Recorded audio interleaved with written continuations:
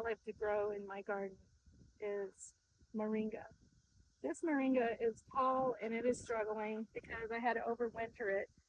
Here in Missouri in Zone 6, we do not have the ability to grow these because they are a tropical plant. However, I overwintered this one, and as you can see, the stalk is really long, really thick. And then this one I overwintered also. This one,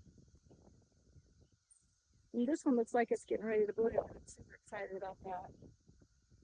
So these two I've had in the ground since last spring, and then these two I just planted this very spring.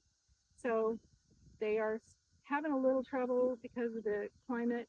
It needs to be a little bit more heat for them, but they'll still grow.